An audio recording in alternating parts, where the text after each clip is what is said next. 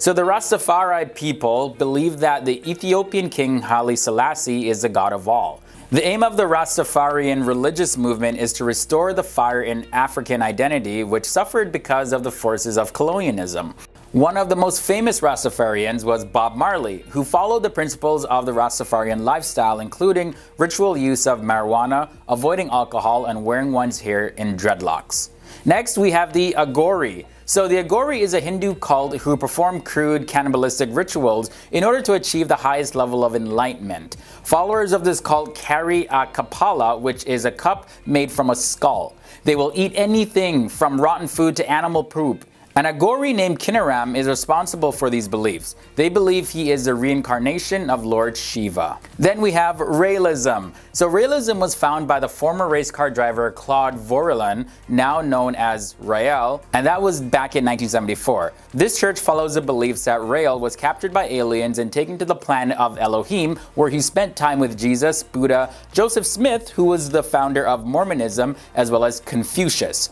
Aliens informed Rael that they created humans in their lab 25,000 years ago and will be revisiting again in Jerusalem in the year 2025. So it's 2018 now, so we're getting pretty close. Let's just see what happens in the year 2025. Okay, so the next religion is the Nation of Yahweh. Founded in Miami, the Nation of Yahweh is a religion that believes blacks are the true Jews and belong in Israel. As for the white Jews who live there, they are considered as white devils and are to be vanquished. Now, this religion practices neither Christianity nor Judaism, instead preaching Yahweh ben Yahweh as the Son of God. Yahweh ben Yahweh was the adopted name of Hulan Mitchell Jr., who founded the Nation of Yahweh. Moving on now to the Universe People. So the Universe People, or the Cosmic People of Light Powers, is a Czech and Slavic new religious movement founded in the 1990s who claim that they communicate with aliens. The religion is centered around Ivo A. Benda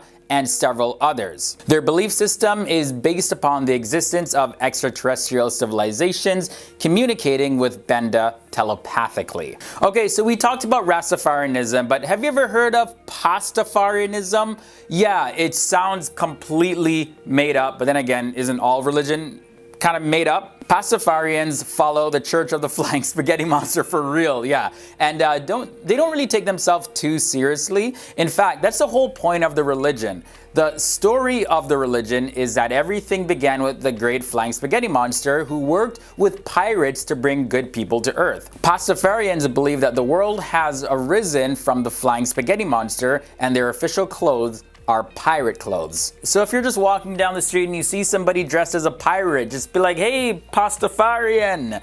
And just hopefully they're part of this religious movement. It's kind of like a spoof religion. If they're not, then you'll just completely look like an idiot when you yell that to somebody in the street. So be careful, guys.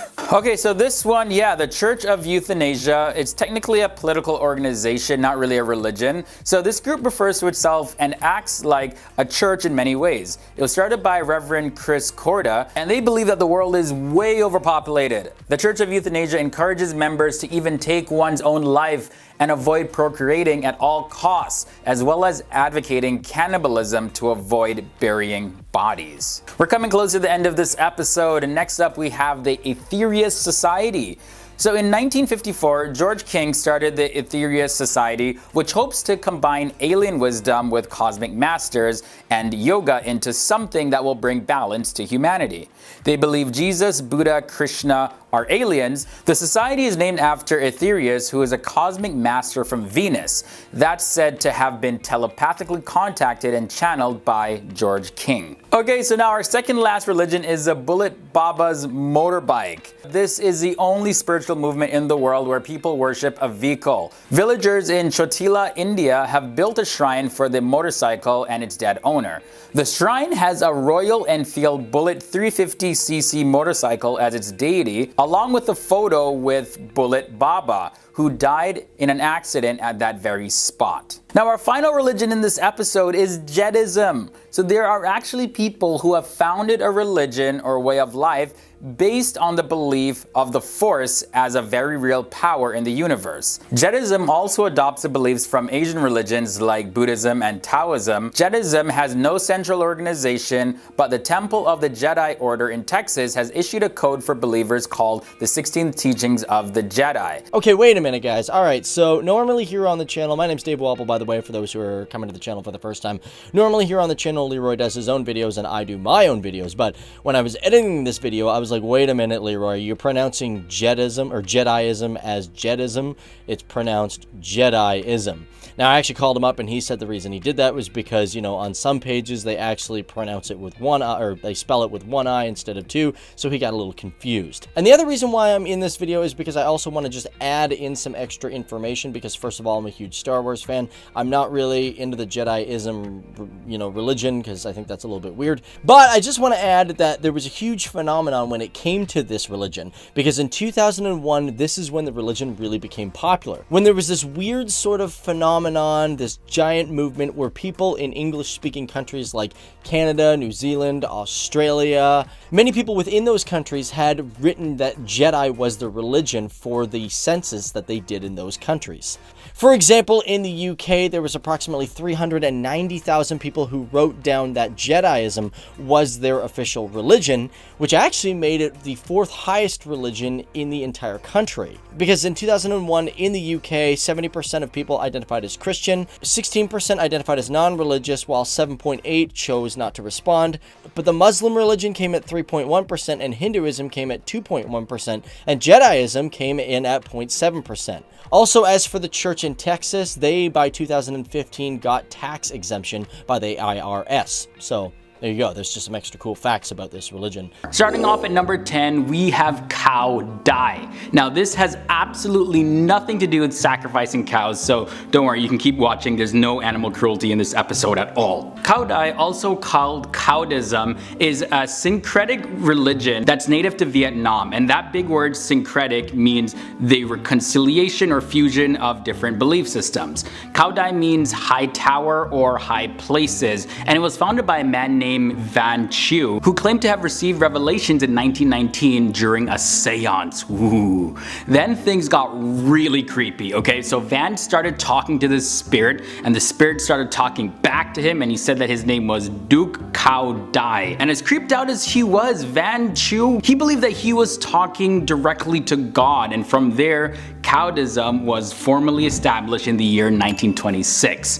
Cao Dai contained certain principles from Confucianism, Taoism, beliefs in karma and rebirth from Buddhism, and organizations similar to Catholicism. Next up is Falun Gong. Falun Gong means law wheel practice, and the main Falun Gong text is Zuan Falun, meaning rotating the law wheel. It describes the wheel of law as a mystical orb of energy that rotates in the lower abdomen, and the energy gives health and has supernatural powers linked to it. Falun Gong is a Buddhist-based practice of meditation and moral living. Although it came on the public scene in China in the year 1992, its roots go way back thousands of years. Today, tens of millions of people practice Falun Gong in China, but unfortunately for people who practice this, they've been the target of intense persecution, especially since the year 1999, when the Chinese Communist Party began the anti-religious campaign to eliminate Falun Gong practices in China. The Unification Church is up next, so I'm about to take you to church. Amen. Yeah, well, that's more like Southern Black Church, but this is totally not that. What the Unification Church is actually a religious movement founded in South Korea by a man named Reverend Sun Myung Moon. The religion was originally known as the Holy Spirit Association for the Unification of World Christianity, but since the 1990s, it has shifted into a collection of independent organizations associated with the Unification movement. The Unification Church sees Sun Myung Moon as the Messiah who will put God's love into his followers and complete the work that Jesus started. Born in the year 1920, Sun Myung Moon was raised in the Presbyterian Church, which eventually excommunicated him for heresy. According to his teachings, the world was created from God's inner nature, which is reflected in the two expressions of life. The first is Sung, song, meaning cause and masculine, and Hyung Song, is result and feminine. Sun Myung Moon believed that although Jesus was able to create the conditions necessary for humanity's spiritual salvation, he did not marry anybody, so he wasn't able to complete God's plan. No surprise why he got excommunicated bringing up ideas like that. At number 7 we have Aladura. So Aladura mixes Anglican, Pentecostal, and traditional African beliefs. Now there is a big emphasis on healing and attaining salvation in this life. The religion's ministers are given an iron rod, and it symbolizes the powers of the prophet. A minister who is viewed as a prophet touches objects brought by people who come for prayers and for healing, and apparently some real miraculous things start to happen. The term Aladura means praying people in the Yoruba language. The Aladura movement started at Ijebu-Ode, Nigeria in 1918, and this movement later transformed into the Living Faith Church worldwide and to the Christ Apostolic Church. Today, many churches in the Western Nigeria are labeled as Aladura. Moving on to number 6, we have Ekankar. The purpose of Ekankar is to make God an everyday reality in your life. It's a religious movement partly based on elements of yoga and was founded in 1965 by Paul Twitchell. Paul Twitchell was at one time a student of a yoga master by the name of Kirpal Singh, and Kirpal Singh believed that the universe was created by sound waves, and so the style of yoga that he practiced was known as sound current yoga. Because Paul Twitchell saw himself as a direct descendant of ancient sound current yoga masters, he modified the teachings of sound current yoga into his own spiritual movement that became known as EK for short. Members of EK believe that every person is a particle of God called soul, and people who follow this religion believe in the concept of karma and reincarnation, and that the goal of life is to become a co-worker with God as opposed to becoming one with God. Now, don't think I mentioned this, but the word Ekankar means co-worker with God. Asatru is next. The term Asatru is a Scandinavian term consisting of two parts, Asa referring to the Germanic god and goddesses, and Tru referring to faith. While Asatru was a popular religion in Iceland, some people had been converted to Christianity while traveling in Europe. During the first centuries of Iceland's history, Christianity just had a bigger impact, and by the end of the 10th century, it was clear that Asatru was on the decline. Asatru was only re-recognized as a religion in the year 1973. The basic teachings of Asatru involves keeping the major festivals of the year, which generally fall on the solstices, the equinoxes, etc. And these events would coincide with the natural calendar and the changing of the seasons. The two main styles of ritual celebrations that are done in honor of gods and goddesses are called Blot and Sumbel. There's also a lot of cultural and social activities that happen inside of this religion, but those who practice it are viewed as heathen. Okay, so I want to talk about the builders of Adityam, or Bota for short. Adityam is a Greek word for inner shrine or holy of holies. Like Jesus, who many believe was trained in Kabbalah, members of this order aspire to build the inner temple to construct the holy of holies within. And holy of holies is just a reference to the most holy place, which was the final compartment of the temple used by ancient Israel. Also, Kabbalah is a set of teachings meant to explain the relationship between God and humans. Bota was founded in the year 1922 by Paul Foster Case, and he was a senior member of the secret society called the Hermetic Order of the Golden Dawn in the United States. After a disagreement with Moina Mathers, who was the head of the Golden Dawn at the time, he left the Golden Dawn and formed a separate order. Some members of the Golden Dawn followed him as well, and they believe that Kabbalah is a mystical root of both ancient Judaism as well as original Christianity. Moving on down the line, we have Mazdakism next, and no, this is not some weird 50 Shades of Grey kind of spiritual practice. It's completely different. So the Mazdakites believed in two fundamental principles, light and darkness. Light is endowed with knowledge and feelings and acts by design and free will, whereas darkness is completely ignorant and blind and acts randomly without any sort of direction. Mazdakism is a religion founded by Mazdak, who is a socialist Persian Iranian reformer, prophet, and religious activist activist in the 6th century BC. In his early years, Mazdak was a member of the Zoroastrian priesthood, and the guiding principles of Mazdakism was to increase the light over the darkness through tolerance, justice, kindness, friendship, and love. Moving on to Cheonduism. Known as Cheondogyo in Korean, the name stems from a Korean word meaning religion of the heavenly way.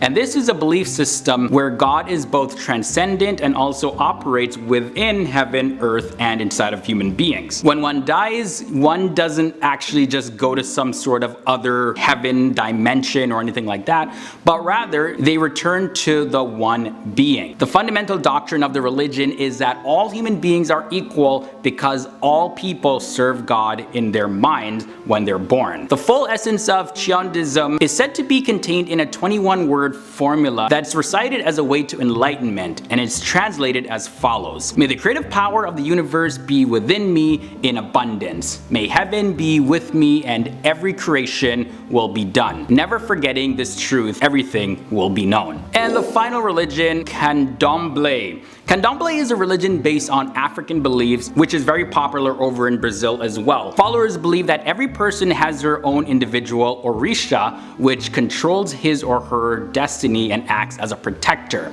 Now, those who follow Candomblé believe in one all-powerful god by the name of Olodumare. And by the way, orishas are deities sent by the supreme god. Most orishas are said to be deities previously existing in the spirit world, and some are said to be humans who have been venerated, similar to Catholic saints. Collectively, ancestor spirits are called Baba Igam in Brazil, and this is also known as Igongun in other parts of South America. During important ceremonies, priests and priestesses will masquerade as Baba Igam, and then they have these specially choreographed dances in order to become possessed by each ancestor. Also, there's no concept of good or bad in Candomblé. Each person is only required to fulfill his or her destiny to the fullest, regardless of what that looks like.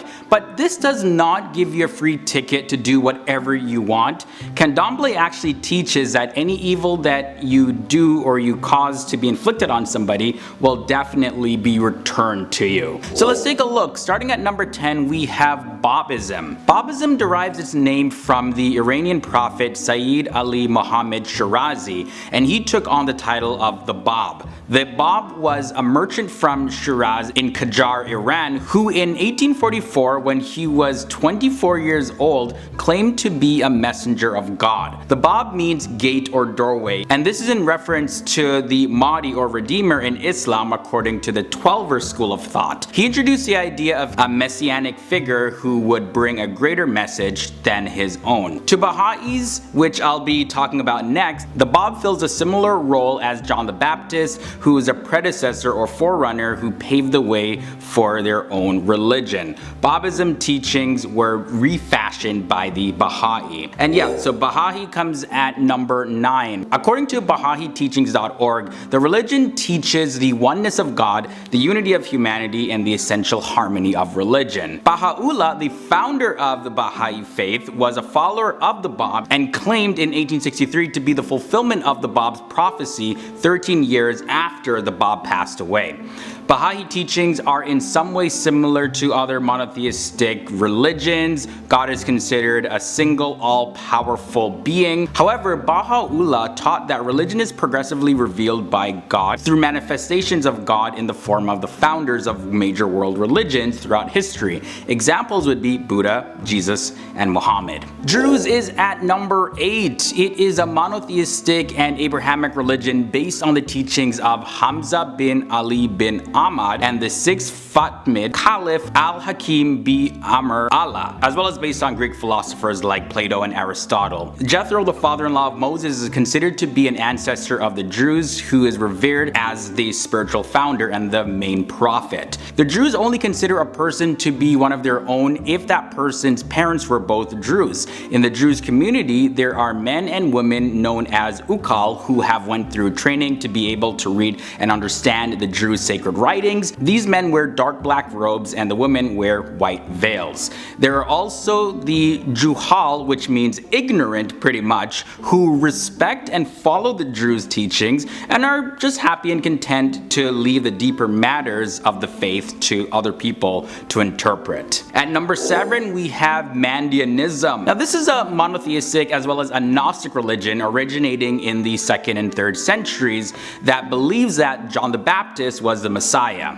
Mandean means having knowledge, and the Mandeans viewed Jesus as a false Messiah, but they revered John the Baptist, who performed miracles of healing through baptism. And the Mandeans view this as a magical process giving immortality, purification, as well as physical health. Of course, you know, Rastafarianism had to be on this list. Well, you may not have known that, but Rastafarianism, also known as Rastafari, is a monotheistic religion that started in Jamaica, my birth country, and is classified both as a new religious movement and a social movement. It started back in the 1930s, and some of the core beliefs stem from the Old Testament of the Bible, with a lot of emphasis on the book of Exodus, where, like the children of Israel, Rastas believe that the people of African descent in the Americas and around the world are exiles in Babylon. They believe that they are being tested by Jah, who is God, through slavery and economic injustice as well as racial oppression. Rastas wait in hope to be set free and for their return to Zion, which is a symbolic name for Africa. Yazanism comes in halfway at number 5, and Yazanism is a term used to describe the group of ancient monotheistic Kurdish religions that predate Islam, Christianity, and Judaism. In Yazanism, there is a belief in a pantheistic force known as Hak. The force makes up the entire universe. Hak upholds every single creation and has entrusted the universe in the Heft-Sur, which are also known as the Heptad, the 7 mysteries, or the 7 angels. They were entrusted with the task of sustaining all life in the universe, as well as they can incarnate into persons that are known as Baba, meaning gates or avatar. The name Yazanism is a variation of the Kurdish name of one of the isolated branches, Yezidism, which literally means the Angelicans. The Samaritans come in at number 4. So Samaritanism is the national religion of the Samaritans, and the Samaritans follow the Samaritan Torah, which they believe is the original as opposed to the Torah that the Jews used. Samaritans trace their lineage to Abraham as well, and the Samaritans claim that after returning from Babylonian captivity, the Jews forgot their early traditions. So for centuries, the Samaritans, who consider themselves completely distinct from the Druze, strive to preserve those customs. And there was a large number of Samaritans who lived in the Holy Land during the time of Christ. Samaritans view the site of an older Jewish temple known as the Temple of Mount Gerizim as more holy than Jerusalem's Temple Mount. We have Christianity, the largest religion in the entire world. Christianity has 3 main branches. There is Catholicism, there is Eastern Orthodox, as well as Protestantism. The religion stems from the teachings and the life of Jesus of Nazareth, who is believed to be the Messiah, the Savior of the world. Christianity is a monotheistic religion where the central belief is that Jesus, who is the Son of God, gave up his life for the sins of the world so that everyone, past, present, and future, could have a chance to be considered holy by God. And number 2 is Judaism. I know some of you probably thought this was going to be number 1, but actually it's not. So some consider Judaism to be the world's oldest monotheistic religion. Jewish people believe there is only one God who has established a covenant, which is a special agreement between them. Their God communicates to believers through prophets and rewards good deeds while also punishing evil deeds. The origins of the Jewish faith are explained throughout the Torah, and according to the Torah, God first revealed himself to a Hebrew named Abraham, who became known as the founder of Judaism. And in at number 1, we have Shabbatism. You've probably never heard of this one before, but Shabbatism is a syncretic faith and a religious practice by the Shabak people. And these people primarily live in the Kurdistan region of the Mosul area of Iraq, and most Shabaks regard themselves as Shia, but some identify as Sunnis. Shabbatism has similarities that are very close to Islam. The main Shabak religious text is the Baruch, or the Kitab al-Managib, which means the book of exemplary acts. Like Shia Muslims, Shabbats also pilgrimage to places including Karbala. So let's start off with fact number 10. The biggest question that people have is, what is Scientology anyways? Is it a religion? Is it a cult? Is it a scientific institution?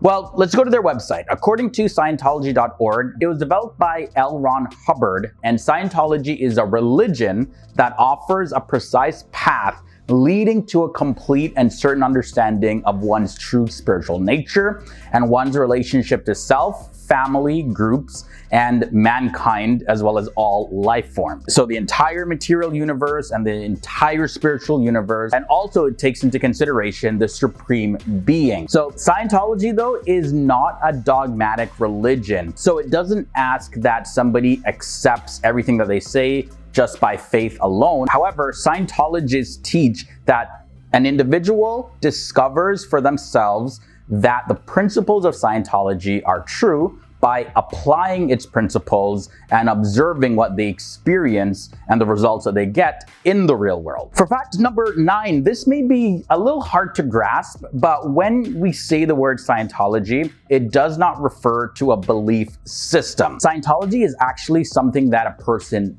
does, not something that they believe in. I alluded to that in fact number 10. But it's sometimes said that while the principles of Scientology are learned in a Scientology church and also from studying Scientology books and materials, the actual practice of Scientology takes place out there in society. Scientology is all about learning to do things to improve your life condition. So an active Scientologist is not only considered to be someone who attends a Scientology church or studies Scientology, but rather someone who actively uses the insights and knowledge that Scientology gives them to make a real positive difference in their lives as well as the lives of others. So one is not actually a practicing Scientologist unless one is positively impacting others in the real world. I found that pretty cool, actually. Let's continue this episode with fact number 8. With Scientology being self-identified as a religion, there would need to be some sort of scripture or holy book used, right? So it just leads us to the next question, a question that I asked. What are the scriptures of Scientology anyways? Do they believe in the traditional Bible, Quran, Vedas? What do they read?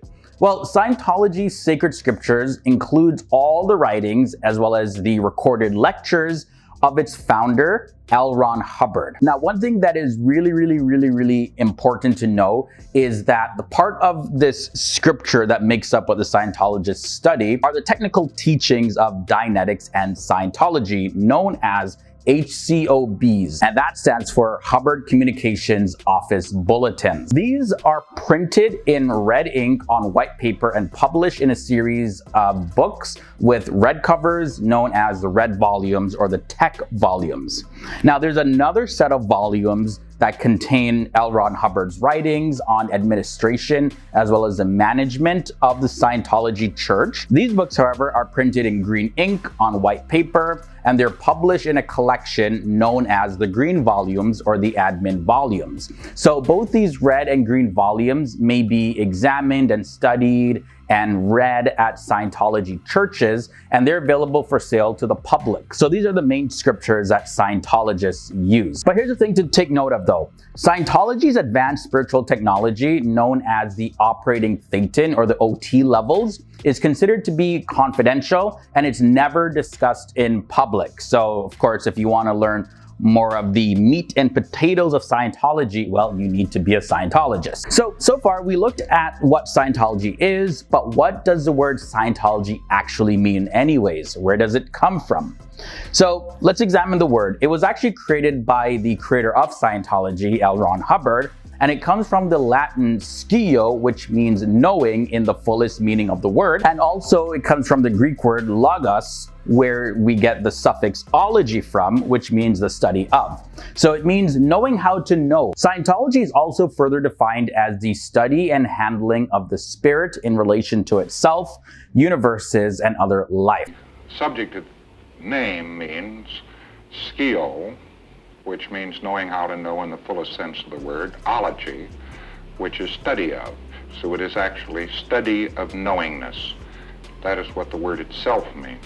Now, for some of you who may be familiar with the Christian circles of theology, the term logos is often defined as the word and related to Jesus Christ. But the word logos can also be translated as discourse, which relates to studying something. And this is the context that Scientologists use the word in. Now, just like me, you're probably wondering, why does Scientology fall under the label of church anyways?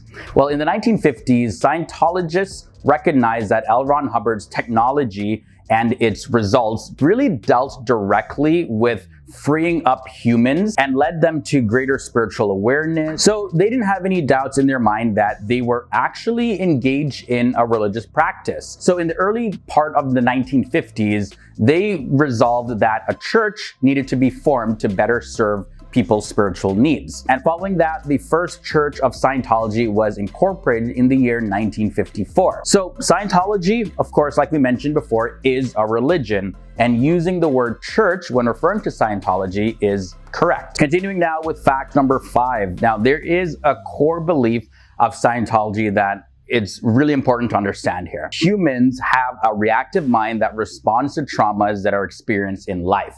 Those traumas are said to cloud their perception of reality. So auditing is used, and auditing is a process that is intended to find sources of trauma. Then it asks the believers of Scientology to relive the traumas to neutralize them. Then the analytical mind can regain control.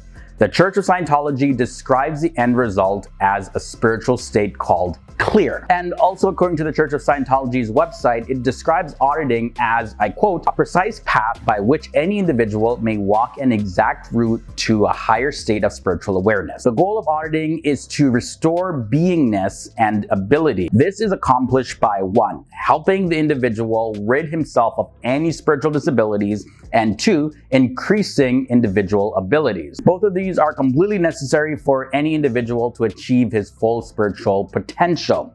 Auditing can be administered to a group of people, and this is normally done at a Scientology church service on Sundays, or it can be done by an individual themselves through certain Scientology books and materials. Auditing, by the way, does not use hypnosis or trance techniques or any drugs or anything like that. A person being audited is completely aware of everything that is happening to them. So Scientologists want to make it clear that auditing is a very precise process that has exact procedures to follow. Anything outside of that is not auditing. Now, for fact number 4, we're going to be looking at the term Satan, not to be confused or associated with Satan, by the way, completely different. A Satan is the person himself, not his body or the physical universe or the mind of a person. No, the person themselves. To sort of make it simpler, it is that which is aware of being aware. So the identity which is the individual. One does not have a Satan, or is it something that you have that is a part of you or exists somewhere else? No, you yourself as a person is a Satan according to Scientology. Scientologists believe that a Satan is also able to leave the body, which is a phenomenon that they call exteriorization. Some scholars, by the way, state that Scientologists believe in body Satans, which attach themselves into the human body to cause trauma. And these body Satans are believed to come from the aftermath of an ancient intergalactic civilization, and these body Satans are removed by auditing. Scientologists also believe in a higher power, and they describe this higher power as the 8th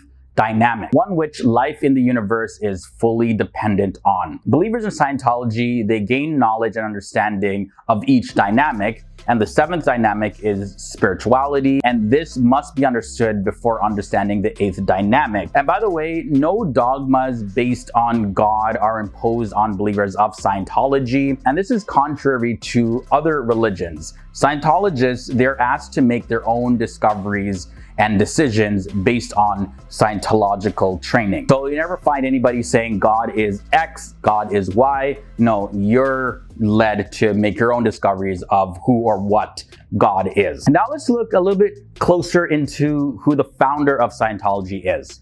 Well, the full name of the founder of Scientology is Lafayette Ronald Hubbard. He was born on March 13th, 1911 in the USA, and he passed away on January 24th, 1986 at the age of 74 years old.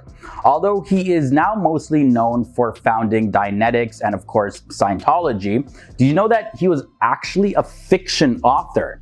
He wrote a wide variety of fiction in different genres, including science fiction, fantasy, adventure, travel, mystery, and even romance. L. Ron Hubbard eventually moved away from this and started to focus more on Dianetics, and then from Dianetics he started to focus more on the mind and to a more religious approach to the human condition, which he called Scientology. So after founding the Church of Scientology in the year 1954, L. Ron Hubbard, he really struggled to gain recognition and for people to see this as a legitimate religion. And the Church of Scientology often battled with even the government for tax fraud, and they were subject to several investigations as well as harassment. In his latter years, he lived on a yacht and remained in seclusion for the last 6 years of his life. And for fact number 1, today though, David Miscavige is the leader of the Scientology Church. He holds a position as chairman of the board Religious Technology Center. He has the ultimate responsibility of ensuring that the standard and pure application of L. Ron Hubbard's technologies of Dianetics and Scientology, and he also makes sure that Scientology continues to work. The Church of Scientology has about 11,000 churches worldwide, and this includes affiliated groups across 167 different nations in the world. So as you can see, Scientology is a massive, massive religious organization, and doesn't look like they're going to be slowing down anytime soon.